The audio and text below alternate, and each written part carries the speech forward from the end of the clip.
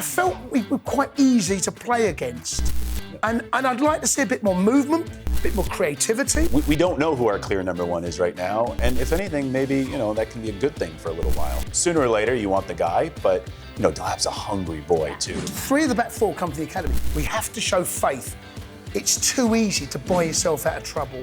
And personally, right now, I don't think we should buy another centre-half. Sometimes this is like a perfect storm, and if anything, maybe a happy accident as to how Josh can really make this role his. The buzz around Stamford Bridge when it happened was, you could feel it.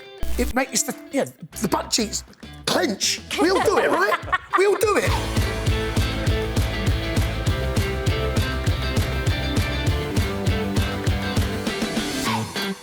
And welcome to Inside Chelsea, sponsored by talkSPORT Bet. This is the show for Chelsea fans, by Chelsea fans. I'm Olivia Buzaglo, and I'm joined by former Chelsea defender Jason Cundy. We're calling him the Moises Caicedo of Inside Chelsea because he never misses a show. And making his Inside Chelsea debut, we've got YouTuber Alex Goldberg. Alex, yay! Welcome to not even just Inside Chelsea. You're obviously in England, only got here a few days ago. What have you got planned? Have you enjoyed your couple of days in England so far? Well, I had a bit of jet lag and almost missed this. So, good start. Yeah, but I did go to the U21 game last night. And that was a cracking start because we beat City 3-1. And, what a way to start the U21 season facing Man City. Shim Maheka, who did have some time with the Chelsea senior team last season, scored a hat-trick. Yeah, so that was lovely. And no like touristy stuff. Although I did go to Borough Market. Is that nice. That's a touristy thing, right? That is, yeah, and it's great, isn't it? Yeah. Had some good sausage, and now I'm here with you two. Yeah. Even better. Yeah. Even better. Let's start with the world champions, because we can still call ourselves that, and I will be calling us that for the next 4 years without fail, win, lose or draw. Obviously, it was only a draw on Sunday against Crystal Palace. Just first of all, Jace, what did you make of the performance as a whole? I think overall, come away a little bit disappointed, a bit flat. Could we have done more? Yes. I think we've got to give Palace credit. There was a stat my son sent to me today saying that in the last 10 games, they've played Liverpool away, Spurs away, Arsenal away, played City in the FA Cup final, Villa in the FA Cup semi-final, Liverpool in the Community Shield. They've not lost any of those games. They come away with an FA Cup and the Community Shield. And I think we've got to give them a little bit of props here. I think we've got to say, well done, set up well organised. We got Glasned, I'm afraid. I think when you reflect on it, could we do more? The simple answer, the right answer is yes, because we didn't ask enough questions. I felt their midfield 2 protected Palmer and suffocated the space he wanted to be in. Yeah. Their wing-backs sat deep and stopped really Neto and Gittens in the early part of the game getting involved. Could we move the ball quicker? 100%. And I felt when you start a game and teams sit like that, there is a tendency, I feel, because you've got 90 minutes, that you can probe a little bit. I'd like to see us be a little bit more adventurous in the early stages. Take the game to them, set the tempo, get the crowd behind you. And I've too many sidewars backwards. And like I said, Mateta, he's a handful. His hold-up play was good. A draw's a fair result, all right? We're talking about the free kick. I need to see more on Friday evening because they'll do something they'll try and do the blueprints there for 3 at the back, 5 at the back, where you want to say it. Yeah. Blueprints there. Do more, please. Yeah, and I think maybe the difference is we were just saying off air that perhaps Graham Potter's West Ham won't be as defensively well drilled as this Crystal Palace side that Oliver Glasner has, Alex. But I feel like we've seen this a million times with Chelsea. When they come up against teams that are defensively solid, just struggling to break teams down, and often we create chances, and at the end of the game we did, but just not really enough. I can't really remember a save that Dean Henderson had to make. No, and that's the thing, and Jason was spot on that, Palace have been so well drilled recently at facing a side like us. So, Palace were well, this isn't new to us. We just faced Liverpool a week ago. And, I think also being a young team, I'm not saying we were naive, but I think we do stroll into this game knowing we just demolished Leverkusen, we just demolished Milan. We obviously just outworked PSG completely. Demolished PSG, right?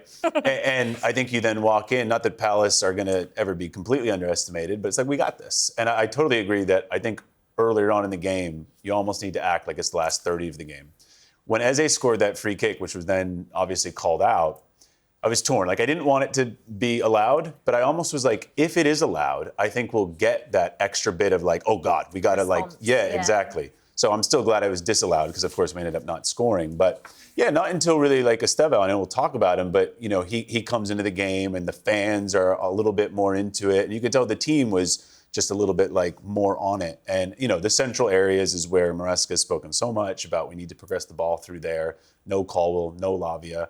So it took a while to be able to think of the pockets we could actually get into. Yeah, we'll get onto the attack in a minute. But just first of all, what did you make of the disallowed free kick, Jace? Look, as a lover of the game, first and foremost, with my Chelsea hat off, I don't know whether I want to see goals disallowed for that. I didn't even know that was a rule. No. It's. Do you know what? I was reminded of it at half-time.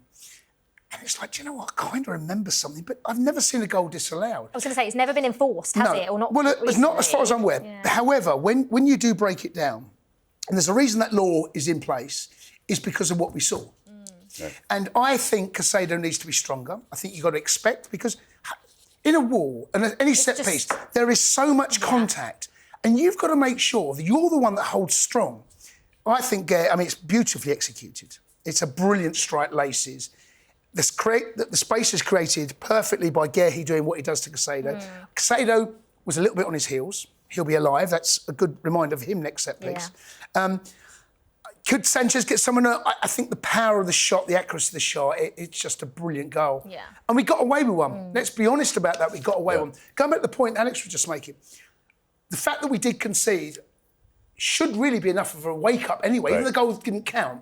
When you concede, you go, well, come on, guys. We could be 1-0 down here, and it never really quite happened. One or two sporadic moments, not enough for me. And like I said, credit to Palace, a draw is a fair result, but do better on Friday. Yeah, definitely do better on Friday. I mean, can we use tiredness as an excuse? And I'm not saying the whole squad was tired, Alex, but to me, when I was watching that game, I felt like Neto looked tired, for one. I felt like he just didn't have that same burst of energy that we've been used to seeing from Pedro Neto. And I thought Enzo Fernandez looked tired. But I don't think we can use it as a collective. I don't think we can use that whole squad that everyone's tired. Yeah. But those couple of players, and especially Enzo in the middle of the park, when we wanted everything to go through the middle, you know, and they were there with their diamond so perfectly and it made it really difficult. Enzo just looked a little bit off it. Yeah, I don't want to harp on one player too much, but I do think Enzo is probably the one where, listen, that was far from his best game. He's been in such good form over the last 12 months. But he is not Caicedo. He is not the Energizer Bunny who just can literally run around with a stamina bar never going down, right? And he did look leggy. And that also shows, in then the passing quality. Like Enzo had in the first half, a move to the byline where he put in a ball and it went basically to another planet. And you could just tell, it was just a step off of it. There was one also where he just dribbled straight out of bounds. And, the midfield is arguably the most important part of the pitch. And if you don't have Enzo doing what he does, so well of linking the midfield to the attack, then it all looks so disconnected. And Palace were just really benefited by that as well.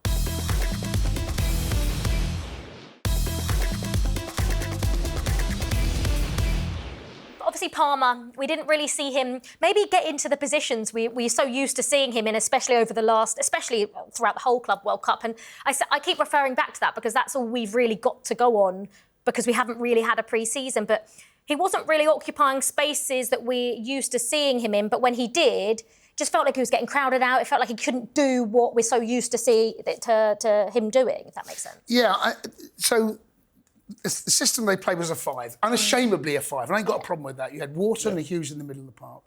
And you've got Eze out one side and you've got Sarr the other.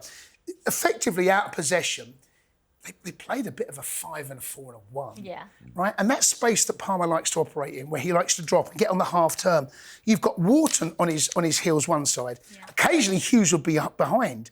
And they're either man marking him in front or man marking him behind. But because we play the one up top and they got a 5, one of the centre-halves can almost gamble because if there is a bit of space for Palmer, he can come out and they can tighten up and be a back 4.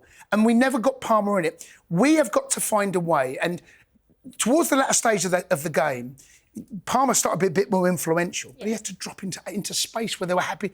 If you want Palmer on the ball, you don't want him 15, 20 yards from the goal. You want him 30, 40 yards. And he was picking the ball up. And they're saying, we're happy with that. We can see Palmer. What you're worried about is where Palmer's there and you're on the half turn and Palmer's doing that movement, we never quite got him involved enough on that half turn and move the ball quickly, because there were occasions where Sanchez gets the ball and he bowls the ball out and they're disrupted, they're not in their shape. And a couple of occasions, and I'd like to see us be a little bit more braver in those areas, instead of cutting back, playing the ball inside, and by that time they regroup. So it was a tough afternoon's work for Palmer, no question. Just a quick word to our producer, who's written down that Palmer's not scored an open goal, goal from open play in the Premier League since January. Did you watch the Club World Cup?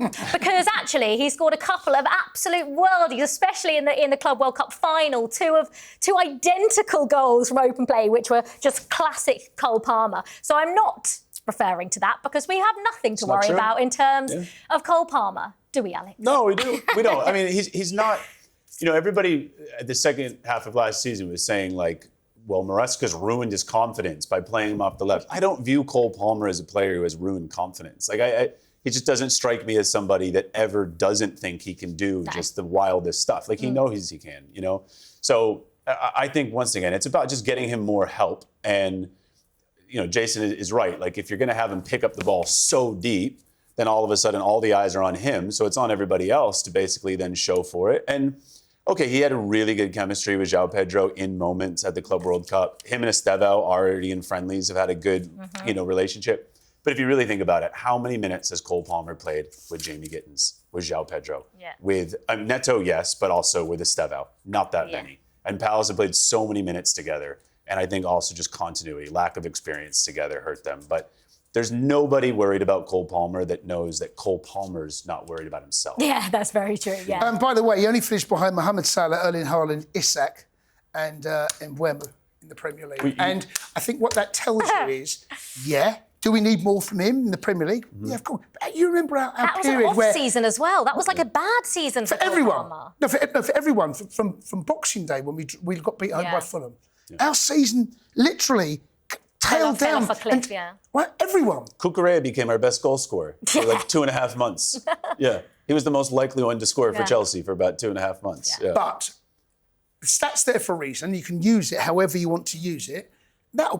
Palmer's not stupid. We've heard him do interviews about when he talks about his own personal performances during that period. And he was disappointed.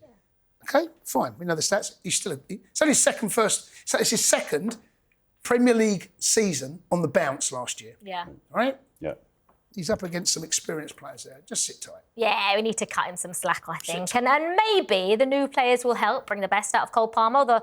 Although I just think Cole Palmer will bring the best out of Cole Palmer. I don't really think it matters who's around him. But one of those we have to talk about is Estevão. There's no air. We have to say Estevão Willian. That's what I've been told anyway. But Steve. Should we just call him Steve? Right. Yeah, because we did Dave for Aspilicueta. Let's just Steve. We'll just call him Steve. No, obviously 18 years old. But the excitement surrounding him, Alex. I mean, you were at the game. Jace, you were at the game. I wasn't at the game. You weren't at the game? You didn't go to Palace? No, I was going to go. Okay, but you're going to be at West Ham, so I'm sure you'll see the effects. So, Jason, I'm going to ask you, just from the moment that he stepped on that pitch, the crowd, it was just different. It was excitement. It was special, and I think Chelsea fans are excited about this kid. And did you see a little bit in his little cameo? I know he wasn't on the pitch for very long. Yeah, I mean, this boy has come with a big reputation, even though he's so tender in years. Anyone that knows about South American football, and I speak to a lot on talkSPORT, he is supposedly, the next Neymar, whatever that might look like. Okay. The Premier League is a different animal. I saw him pre-season. We saw him actually in the Club World Cup before we can go anywhere, right? He scored against us, right? So goal as well, he got his first goal against Bayer Leverkusen. Yeah. Right? So he's established himself now. And because he's one of these players, and the Premier League, I feel, over the last decade or so, has lost its ability to have players like him, a little bit of a free spirit, will take defenders on, keep in possession. That's the name of the game. He's built differently, this kid. He's got different ideas. I saw Gittens against AC Milan, and I felt he's a little bit like an excited puppy. Composure. He's still young. And I would have started... Estevão? Estevão. I don't know. It's weird, isn't it? Because we used to call him Estevão, but then when he said his name, he says Estevão Willian. If you say it quick enough, people know you're talking. So Estevão started. I wonder whether he might get the start on Friday. I think we saw enough for his cameo role. But what he did do, he lifted the crowd. But he's a brave boy. And he'll take players on. And I also felt on that side, Tyrick Mitchell, who was the wing-back, gave him a lot of respect. Instead of going in and going, right, welcome to the Premier League, didn't quite, and they doubled up on him, didn't quite get tight enough. There's once he went down that outside, got a bit of good fortune, but fortune favours the brave, gets the byline, cuts it back, and half a chance was created. So, yeah, the buzz around Stamford Bridge when it happened was, yeah, you could feel it. I mean, you got it through the TV, 1,000%. Like, even him just coming on, like, standing O and everything. And the one thing that probably is different about him is, like, it's not a good history, players going from Brazil to the Premier League. It doesn't often work. With that said, he had such hype about him in Brazil that when he started playing senior games for Palmeiras, you said Tyrick Mitchell didn't give him a welcome to the Premier League, but in Brazil, he was getting a welcome to senior football every game. They were clashing him. They were basically probably told by their coaches, like, go break the kid's ankles. Like, if he's going to do all that glitz and glamour, he's going to do, tricks around you, to just make him feel for it, make him regret it, basically. So I'm encouraged because he's actually already kind of faced, it's not nearly the same league, but he's already kind of faced, like, all eyes on him. This is the men's league. We're going to make you grow up. And, he bodied a couple people. He didn't just dribble past people. He bodied a couple people. And he's put on, and then immediately he gets to the byline and puts in a good chance with his right foot. It's a little tall for Neto. Neto can't put it in. But still, like, created a great chance. And, almost scored a goal. The touch took him a little bit far away. Actually, on replay, it was closer than it appeared in live time. But, I think, first season from Estevão, we want to see signs, right? Like, I don't think any of us are delusional in thinking that he's going to put up 10 and 10 or 15 and 7, right? But we want to see signs and flashes that he belongs, and we already got that in the first game. Yeah, we definitely did. It's so exciting to watch. And I agree with Jace. I think he will start against West Ham on Friday night. But do you worry, even though what Alex says, like, the Brazilian league is known to be physical. Like, we've played against Brazilian teams and they are exactly the same as not us, but like the Premier League. But do you worry, Jace, about his physicality still? Or do you think he'll be okay in the Premier League? I mean, he is a young kid and he's quite a small player. He's not the biggest of guys. So I think, look, if he's up against Dan Burn, right? I'm trying to think of the best left-handed side player that plays at left back occasionally, right? Physically, he might be quicker and have technique, but as soon as Dan Burn sticks an arm across, right? And that's something you'll have to learn and deal with. But like Alex made, he's been dealing with this type of treatment since he was probably about 10. This is nothing new to him. But the Premier League is built differently. There is a physicality about it where maybe the challenges might be one thing, but it's the upper body strength, it's the physicality, it's the Tarkovskis of this world. Those big, strong centre-half, big, strong lads that play at the back where physically he might have the ability and the pace to get past, but that doesn't mean you're going to get past them. Yeah. So look, he will live and learn. But right here, right now, can't wait to see him on Friday. You reckon he's going to start on Friday? I think so, although I'm a little bit nervous. I'm okay with Maresca if he goes with Neto just again, that maybe Maresca is going to want to baby him just a bit against an away crowd. And listen, now, even though we should be beating West Ham, now the pressure's on a little bit more because that's a definite game you should win. The pressure's on them, though, as well. After that result Horrible against start. Sunderland. You're right. So pressure's on both teams, I think. I'm 50-50 that he starts. But I think it's a great sign that Maresca put him on so early. Right, he wasn't one of the last subs. Like, he was on before Andre. He was on before Delap. Yeah. He came on before Delap, so that is a good sign. Did you think maybe that?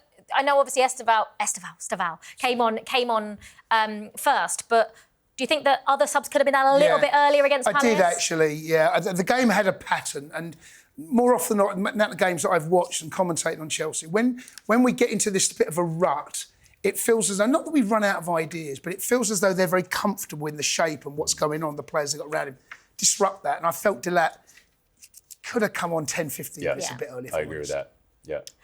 So Estevão, if he does start on Friday, Pedro Neto on the left, Estevão on the right, Alex? Yeah, because I think even though Gittens is the more classic left winger compared to Neto, I prefer Neto on the right, but he can definitely play on the left. I think if you go Gittens and Estevão, then that's probably too much inexperience in a Premier League game. Listen, West Ham are down bad, but they're still a Premier League team. You still have to respect them. They still do have a lot of players that want to get nasty. If anything, that's what they have, and they have not much of the skill. Like Wan-Bissaka is over on the right. Yeah.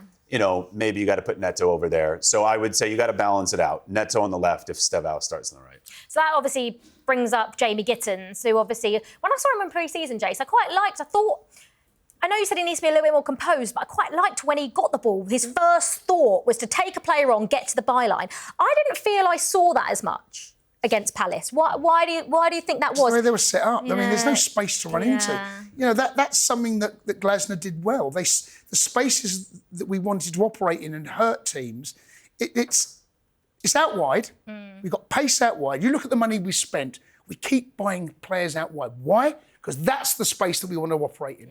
If the space is denied, fine, then can we come inside? When you've got Wharton and Hughes who are patrolling in front of Pedro Neto, and in front of Palmer, who can't get then João Pedro involved. And I'm explaining how the game went from my point of view, and I think what Maresca needs to do is go away and go, how can we get these balls in and these little half spaces? Can Palmer, in those areas where the two midfielders, when he's stationary in the 10, where he is, I think you need to get them on the swivel a bit more. And is there any way that you could swap Pedro Neto, I don't know, maybe Palmer and Neto swap, just give a little bit more to deal with. I felt we were quite easy to play against.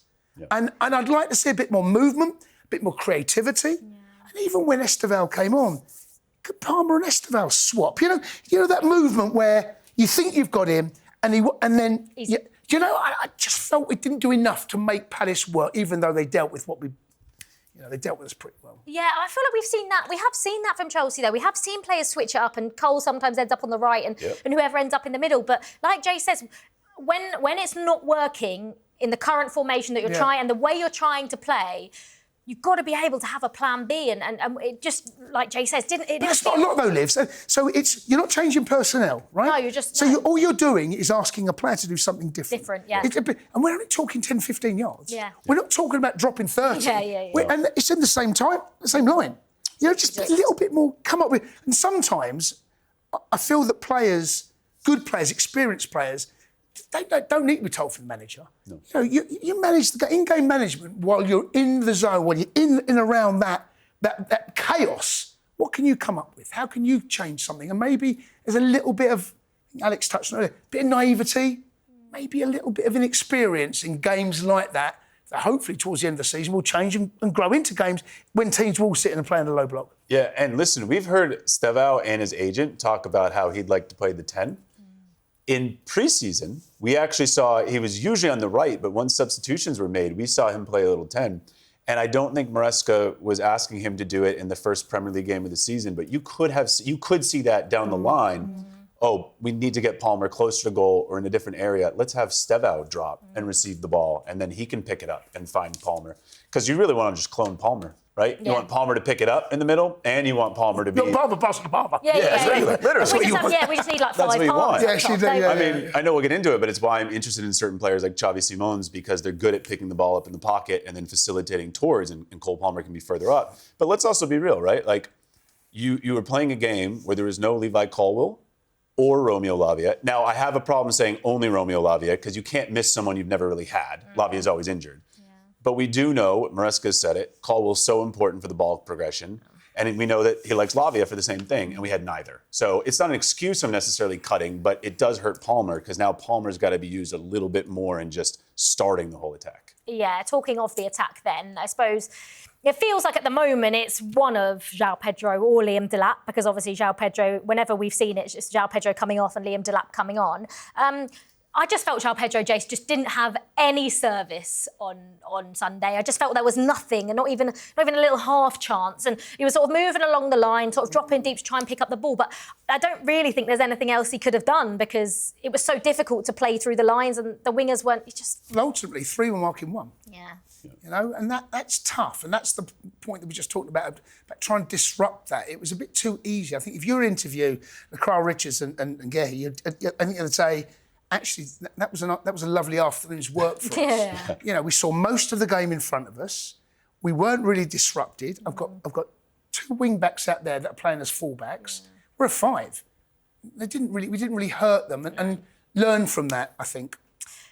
So do you think then, Alex, it will be one of João Pedro and Liam Delap? Like I just said there, it feels like it at the moment. But João Pedro is the sort of player that, he can play as a number 10. He can sort of play anywhere across that sort of period at front line. Yeah. Do you think there might be a time where we see them both together? I think definitely at the end of games. I know this time it was like for like. I know obviously Delap came in for João Pedro. Yeah. But I definitely think at the end of games, we'll probably see them play more together initially. I think the transfer market, what we do or don't do, is going to dictate how often we see them start together. If for some reason we don't acquire another player like a Xavi Simons who can play in the 10 position, maybe João Pedro will some games start in the 10, Palmer maybe starts on the right. We saw none of Palmer on the right last season, but we did at the Club World Cup. So maybe it's something that Maresca's just been waiting for. He's just waiting for the right personnel to kick Cole over to the right. You're right. I mean, João Pedro at Brighton, he didn't play too much on the left. That was more at Watford. But at Brighton, he played just anywhere in the central area. Sometimes as a striker, but oftentimes behind the striker or even to the left of the striker. So I do think we'll see them coexist. I mean, they're both players who, they have differences, but one of their similarities, and it's a good thing, is they make great runs. They move for the ball. So I don't see why they can't play together. João Pedro, the one thing I really did not give him credit for, when we were linked to him, I admittedly was maybe not as gung-ho as I should have been at the time. I was like, 60 mil on João Pedro. I think everyone felt the same, though, didn't they? But I knew he was a good player. I did also try and calm down, like some of Twitter saying you're doing too much, you're being too critical of him. But at the same time, I was like, it's a lot. It's a lot of beans for, João Pedro. Yeah. But what I didn't give him credit for is he created a lot at Brighton. Like, he actually was probably just as good of a passer as he was a finisher at Brighton. So, yeah, he could feed Liam Delap. But definitely at the end of games, I think we'll see them start playing together. I think the Liam Delap thing's interesting because I've really liked what I've seen from Liam Delap so far. I think he's a brilliant striker and he's got so much potential. Obviously, when he played for Ipswich very rarely had the ball, right? And they would sit in two banks of four, be defending for most of the game.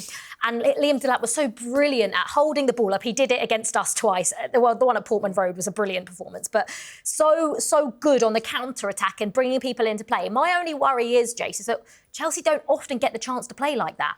Chelsea, we got to play like that against PSG, and I think maybe had he have been on the pitch instead of João Pedro, he might have scored a couple, or maybe one. But that's my only worry, is that a lot of teams are going to come to Stamford Bridge, admittedly maybe not as good as Palace, but are going to sit in two banks of four or a 5 and a 4 and go, right, you break us down.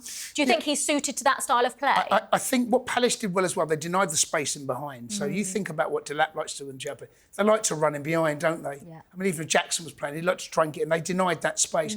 A lot of the goals, if you look back at Delap's goals in Ipswich, a lot of them, he kind of half created himself. Yeah. He wasn't relying on the crosses that come in. So there might be moments in the game where he has to do something a little bit different. Use that physical presence. Use that ability to knock players out the way. Also, when he does come on, what are his strengths, right? He's a big physical boy. He's a handful. Right, OK. You saw what Sunderland did, right, against West Ham. What happened? Their goals. Balls in the box. Yeah. Right? Aerial presence. So who have we got on Friday? West Ham. Right. So look at that. We're not going to put a single cross into the box, by the way.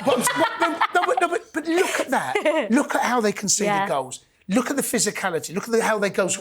Come on. I think I agree with that. I think you both said start with João Pedro.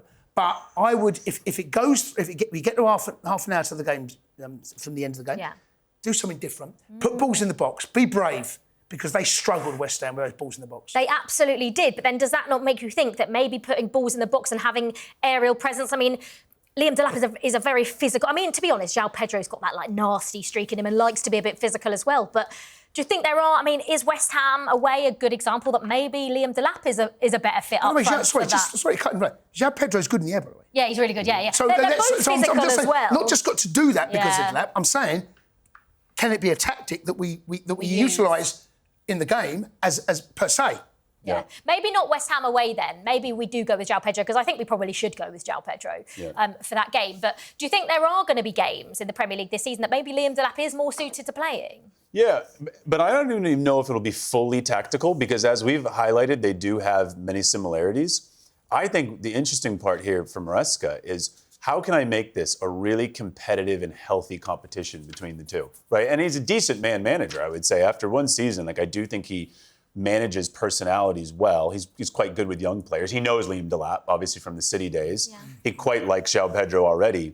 So I think some of it is you probably could come up with, a reason why he should start Pedro or Delap. I think much of it is going to be, unless the other guy is just scoring just an abundance of goals, and you go with that guy, right? I think sometimes it's going to be, I'm going to give him a little bit of a rest. And I want to put Liam in because Liam hasn't seen a start in a few games. I don't want him to be completely out of it. Because if you can have two strikers that are both high confidence, I mean, it's much easier said than done, right? But, we don't know who our clear number one is right now. And if anything, maybe, that can be a good thing for a little while. Sooner or later, you want the guy, but, Delap's a hungry boy too, right? Like, I think, I'm not saying he's got Cole Palmer level of confidence, but I do feel like he's one of those just players who's like a dog on a leash, and you just put him out there, even if he missed a few big chances, just give him another chance. So, yeah, I think Maresca will start him plenty. I mean, they got history together. Manchester City Academy, Joe Shields, big fan of Delap. Cole Palmer, big fan of Delap. And we saw before João Pedro came in the Club World Cup, Cole Palmer was seeing Delap's runs and everything. So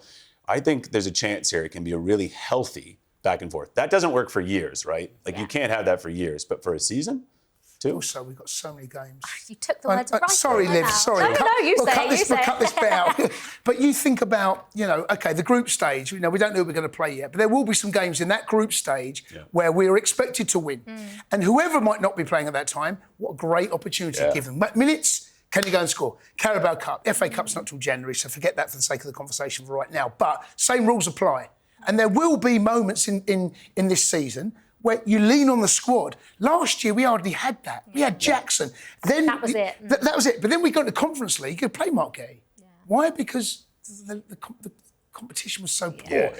That increased competition, but there will be group games, Liv, where we should win, and we should win comfortably, and that's where Delap might get more minutes building into this. We're very lucky at both.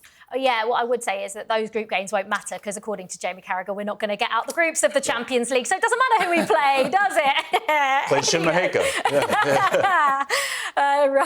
This show is brought to you by our partners, talkSPORT Bet.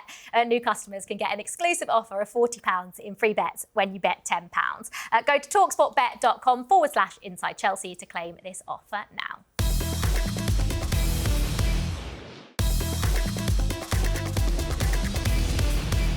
This is Inside Chelsea, sponsored by talkSPORT Bets. We are going to talk about, we've sort of covered the midfield, we've covered the attack, so now it's time to talk about the defence. And I suppose missing Levi Colwill, we haven't really had the chance to talk about how big of a miss he's going to be. But stepping up in his absence, Jace, on Sunday, hasn't played many Premier League games, Josh Achiampong, and he's coming up against, I think, there's not many strikers out there that will give you as much of a tough day out as Jean-Philippe Mateta. Apart from Erling Haaland, I really think of the stature of Jean-Philippe Mateta. He's strong, he's quick, he's technical, he's brilliant. And I thought Josh dealt with him absolutely brilliantly. I totally agree, Liv. In the comms I was doing with Chelsea TV in the opening half hour, I thought he was our best player. There were two passes he misplaced, one in the first half, one in the second, that actually led to very dangerous chances. I think one of them might even have led to the free kick that scored, which was disallowed. Other than that, I felt we dealt with him. He's a tricky customer, Mateta. Yes, and I've seen enough of Josh develop through the Conference League, playing at right back, playing at centre back, playing midfield. Technically, he's very gifted. He's a nice size. Physically, he'll grow, and he's still got a lot of developing to do. He's also quick and strong. Mateta, there was one ball out towards the end, towards the shed end, down as you look at the shed to the right. And there was a lovely piece of honest play between the pair. He held his own. And I feel he'll grown from that. Last season he made his debut against Crystal Palace. He's the best player on the pitch. Yeah. And we didn't see enough of him. But I think Maresca might have remembered that and thought, right, you played against Palace, you're excellent, here's your chance. And I've got no complaints, just that ball retention, or those little, the finer details of those passes, and they were easy passes, or he shouldn't give the ball away. So overall, I thought it was excellent. Yeah, I mean, I totally agree. I mean, the number one job of a centre back is to obviously help keep a clean sheet, right? And if you're going up against a Mateta, nullify Mateta. And the fact that he did that, there's not many 19-year-olds in the league that can say, I mean, he was going body to body on 50-50 headers and winning plenty of them, and he is growing, like you say, and he'll fill out for sure. So he did his primary job, and he did it really, really well. And you forget that he's only 19, and he speaks really well, and he clearly has high ambition. But it is so, I don't want to say unfair, because, I mean, you get paid a lot of money to play a game, right? So I don't want to say unfair. But to ask someone first Premier League game of the season to do what Levi Colwill does, it is a bit unfair, because, I feel bad that it's now taken a Levi Colwill injury for some fans to appreciate what Colwill started to do for us. He wasn't just growing defensively. I mean, there's an argument to say that as good of a passer Colwill is, at the tail end of last season, he was actually better defending, when he's always been a champagne passer, and if anything, he's probably had to toughen up defensively. But he got so good defensively towards the end of last season at the Club World Cup, and then all the while was being the quarterback, as you would say, of the attack, starting all of it, that, now you put Josh in, and he has a great display against Mateta, and you're even having a but in your sentence, meaning, but you didn't progress the ball the way we would want to. It's like, oh my God, your job is so much more than just defending. And what I would say, and it's a stylistic thing, is Josh is a bit more like Wesley Fofana as a center back, meaning Wes's best attribute is carrying, not passing necessarily. Josh is a splendid carrier of the ball. If you've ever watched a U21... Done it a couple of times first half, really well, didn't he? Right. Yeah. And for the U21 team, he often would play right back, so he could do it more at right back, but he can really carry it. So I think he's going to have to, and I think he spoke about this after the game, he's going to have to do a little less carrying and a little more passing. But you mentioned that pass at the beginning of the game. It didn't come off. It leads to Eze's free kick. And I think he tensed up a little bit after that because he didn't want to be the culprit again as to why it led to that. But he'll learn. I mean, first game of the season, Yeah, absolutely. I thought it was a brilliant game from Josh. Let's move on to Rob Sanchez then, because obviously, Alex, you did a video at the end of last season saying that if Chelsea get a decent keeper, that we can win the league or challenge for the title. Do you still stand by that? I mean, obviously, Rob Sanchez had a brilliant game in the Club World Cup final. There's no denying that. Where do you stand on it now?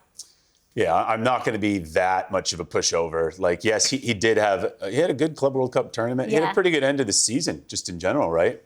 But I just think that at this stage in Sanchez's career, I think peaked is harsh. I'm not saying he's peaked, but I don't see him ever being a keeper that at least me personally am comfortable with not having, as I would call, a brain fart, a little bit of a mistake, right? I think he can come up with, we know, he can come up with incredible saves, So highlight saves for sure. The long ball passing actually got a lot better, but we also need the short range passing. I still think we're going to see times where he feels like he's Neuer or, Alisson, and he can just break lines with his own passing. And I just don't fully trust him.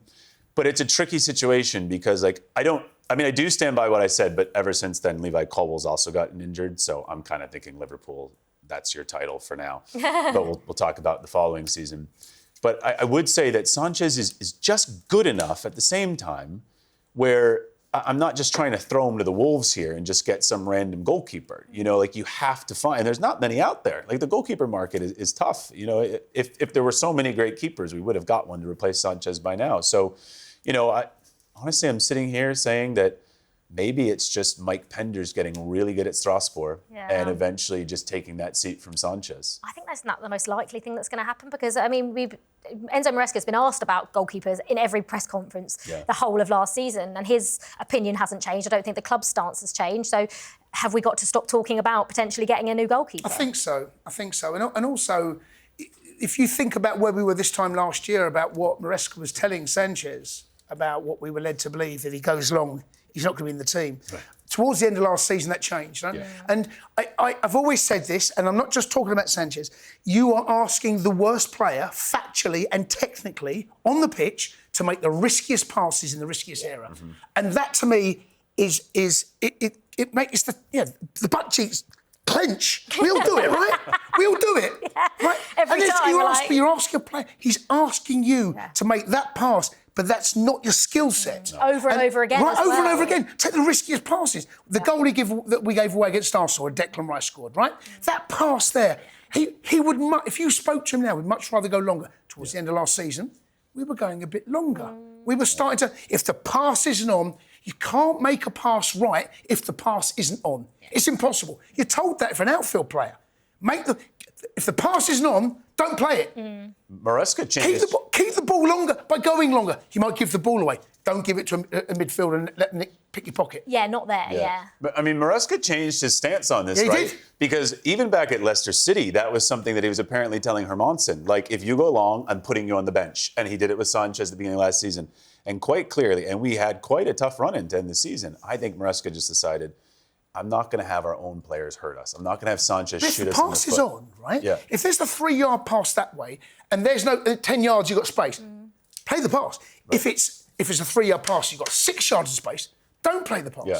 Club World Cup. Make your own mind up. Give them a bit more responsibility that way, I feel, and I think that's what's happened. Yeah, and long is lower percentage to immediately hurt you, right? Club World Cup, first goal of the final. Malo Gusto's got acres of space on the right, and Sanchez kicks it to him, and look what happened. Yeah, that was brilliant work from Rescue to tell him to do that, because that's where the space was. Yeah, tactical masterclass from Enzo Maresca in that game against Paris Saint-Germain.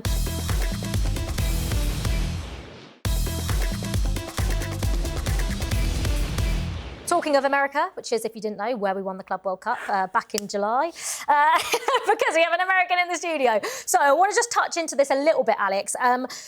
Chelsea have got a huge fan base over in the US, don't they? Because I wasn't out there as a fan, obviously, but a lot of my friends were and said they couldn't believe how many Chelsea fans are out in America. Yeah. No, I mean, it's really growing, like really rapidly. The Premier League in general, because like the coverage of the Premier League is unbelievable, and it has been for about 13 years. I mean, it kind of winds me up on your behalf that I can watch every single Chelsea game I want to, but you guys, when it's at 3 p.m., can't. We're lucky enough because we work in the industry. You two, Yeah, okay, sorry.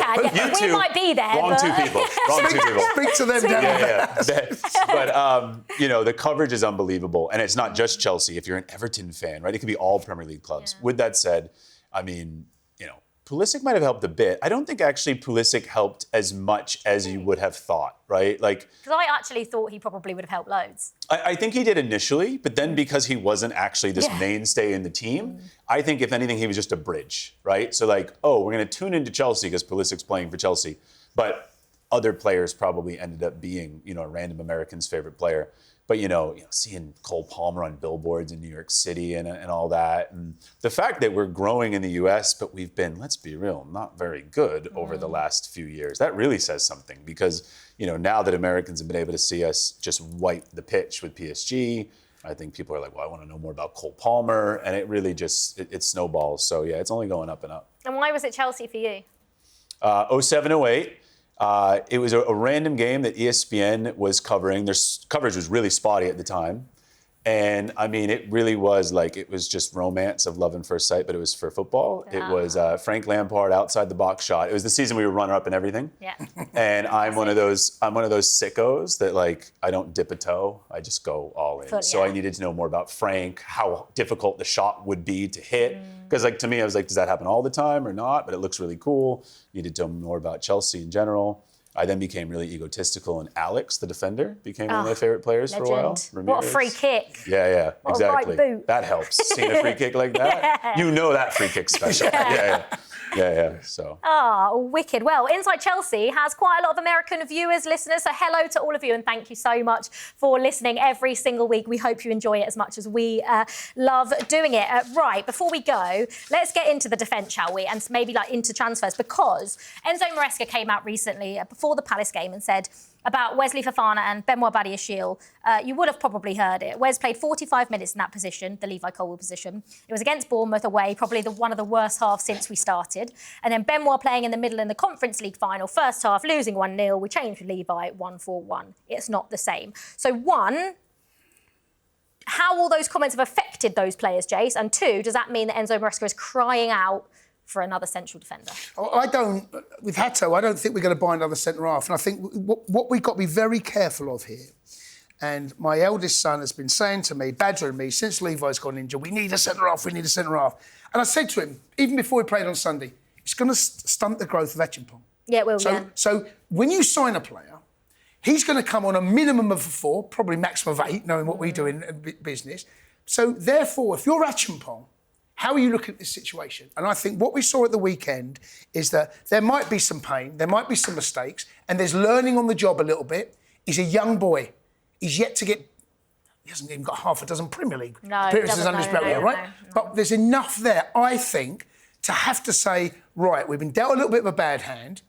No one's going to care about Chelsea because we spent so much money. But do you know what? Look at the academy. That's what it's there for. That's its job. Yeah. That's its job. I know that we sold a lot of players as well. Look at Trevor. And you had Acheampong, 2 of the players. Reece James, 3 of the back 4 come from the academy. Despite how much money we spent and despite how much money we've raised by selling academy players, 3 of the back 4 started, right? And I think that we have to show faith. it's too easy to buy yourself out of trouble. And personally, right now, I don't think we should buy another centre-half. Alex? I would be open to buying a centre back, but not just any centre back. It has to be somebody that it's a tricky one. It's almost like goalkeeper with different contexts where you're not looking to buy a long-term one. Levi Colwill is one of your long-term guys. And then at right centre back, it could be Josh, it could be Wes if he ever's fit, it could be Mamadou Sarr at Strasbourg, it could be Anselmino, like Trevor Chalobah, let's not disrespect him, you know, I mean, he's been so good, Tosin, right? So I don't think you're actually looking for anybody long-term. You already have so many young defenders. So somehow you have to figure out who can come in, be a center back, because that's clearly what Maresca is specifically looking for. Maresca's not just looking for any defender. His comments say it. He's only really looking for someone who's comfortable as a center back. Yeah. So could you get someone on loan who's got Premier League experience who can comfortably play that? It's really difficult. So I'm open to a center back, but you know, there's really context as to who it must be.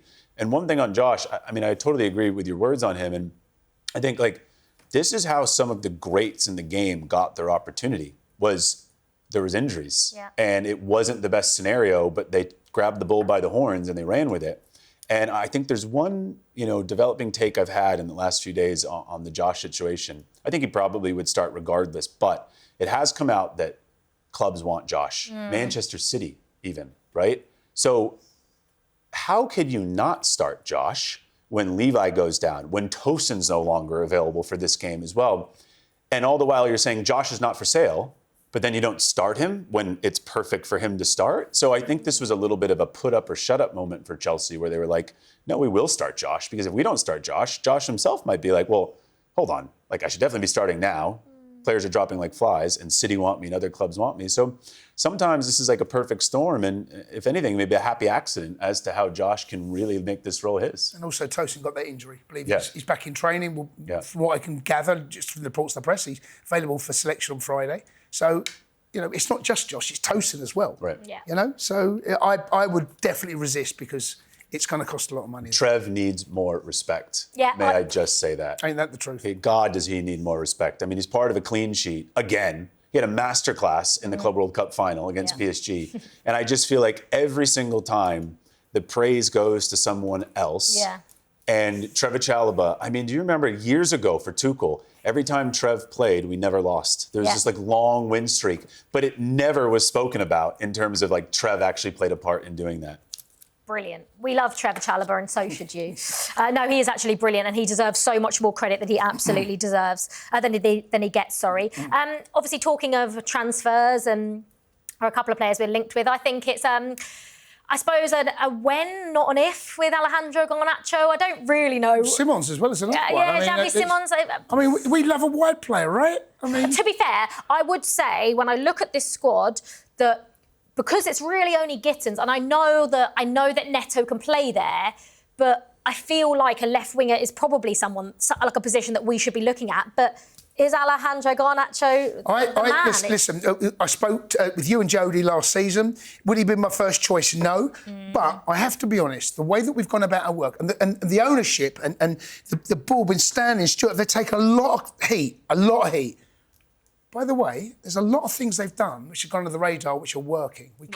And I think that there might be a moment to go, do you know what? We have to trust this. And we've got no choice. Yeah. As Chelsea fans, we have to, what Tugboat and Clear Lake and Blue Coat are doing, trust them to get on with it. They haven't made that many big mistakes yet.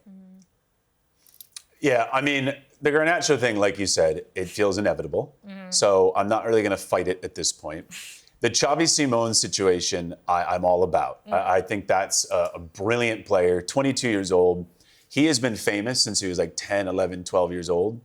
And it's amazing that he's actually something, because usually when you're famous that early, it's like a Disney star, right? You peak too early and then you just completely go off the rails. Yeah. But he's been, La Masia, then PSG, but finally got a chance to go to PSV, balled out in the Eredivisie, then goes to Leipzig. And you can see what a talent he is. He can play off the left. But it's different to a João Felix and Nkunku, where you say, they can play on the left, but they really can't. They don't really have the athleticism to play off the left. Xavi Simons, I promise, he's got that athleticism to play off the left. But he really is someone who wants to be in the pockets.